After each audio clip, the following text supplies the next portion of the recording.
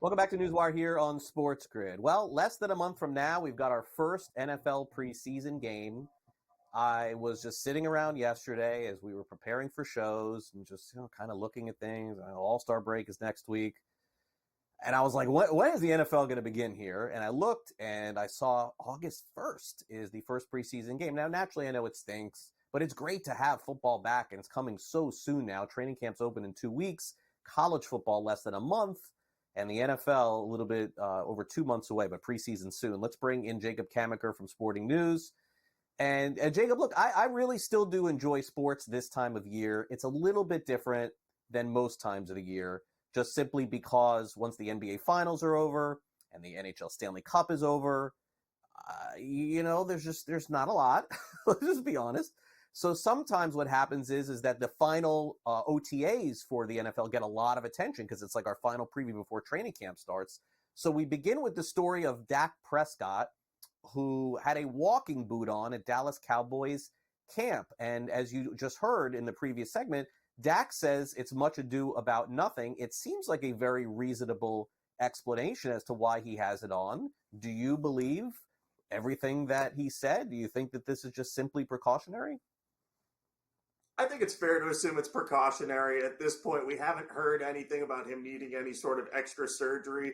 He basically said that he worked out really hard a couple of days, and that old ankle injury he had when he snapped his leg back 4 years ago against the Giants, that just kind of acted up on him a little bit. But it doesn't seem like a big deal. It sounds like he's just doing it to be precautionary and just protect himself ahead of what's going to be an important season for him, because he's due for a new contract, and I think this is just his way of saying, I've got to make sure I take care of myself this year. I got to make sure I'm not hurt at any point during the season, or that could really affect my bottom line and my future. Obviously, a certain amount of it is out of his control, so I think this is him just going after what little control he can have over injuries and just being sure he's okay. Now, if I'm the Cowboys, though, I'm at least a little worried about this, because that is the old injury. It was a bad one when he suffered that leg injury. Had to be put in an air cast. So I'm keeping a very, very close eye on him because I don't want to end up in a situation where he goes down. Because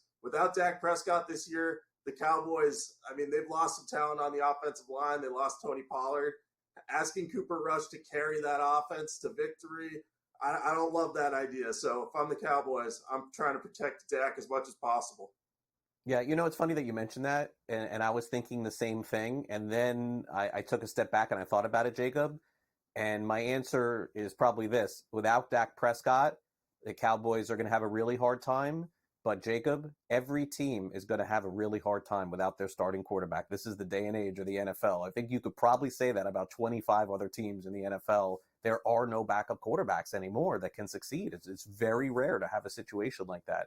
We saw that last year play out a little bit with the Cincinnati Bengals, although let's be honest, they had some decent backup quarterback play. They're hoping that doesn't happen this year. Joe Burrow basically saying, hey, look, I got a lot personally to prove this year. Certainly when he's healthy, he's one of the best quarterbacks in the NFL. The Bengals definitely missed him, goes without saying.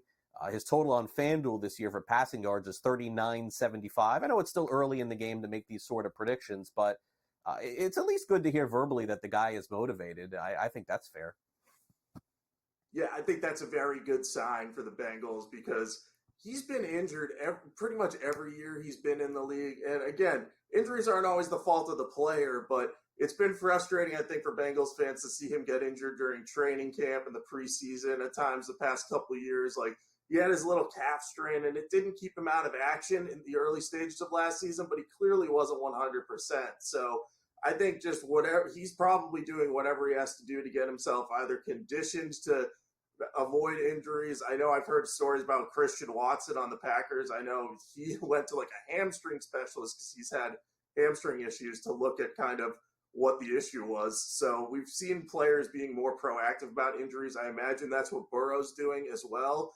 And I think if he stays healthy, I think he can easily pass for 4,000 yards in that offense. Just think about all the weapons they have with Jamar Chase and T. Higgins. And now they have the best receiving tight end Joe Burrow's probably ever had, Mike Gesicki. I know he maybe isn't the most exciting name in the world, but he's going to be able to catch passes at the tight end position, something that Burrow hasn't really had a lot of. So I think if he stays healthy, the Bengals are going to be a really threatening team in that AFC race. And even if he has to miss a few games, like you said, Jake Browning was decent last year. So Yeah. they can get by with him. It's just a matter of, hey, how much time is Burrow going to miss? And you hope it's less than 3 games. Yeah, and I think Burrow being back in full represents their odds over on FanDuel, where they're basically even with the Baltimore Ravens to win the division. The interesting note here, I think, Jacob, from my perspective, I'm not surprised where the Steelers are. I guess I'm surprised that Cleveland has fallen back a little bit, plus 480 to win the division here. What am I missing there with Cleveland? I thought they had a nice year last year. I think it's just people aren't confident in Deshaun Watson, and I get that, but if you take the Browns roster outside of quarterback, they don't really have much of a weakness, and they might have one of the best rosters in the league. So I get not being confident in Watson or saying, oh, he hasn't been good since he's gone to the Browns, but they do have Jameis Winston in the background there. I know, again, guy who turns the ball over a lot may not be exciting, but I think they're going to be in the race, and I think the Ravens, who have lost a few starting offensive linemen from last year, might take a little step back. So I could see that being a 3-team cement mixer up top there.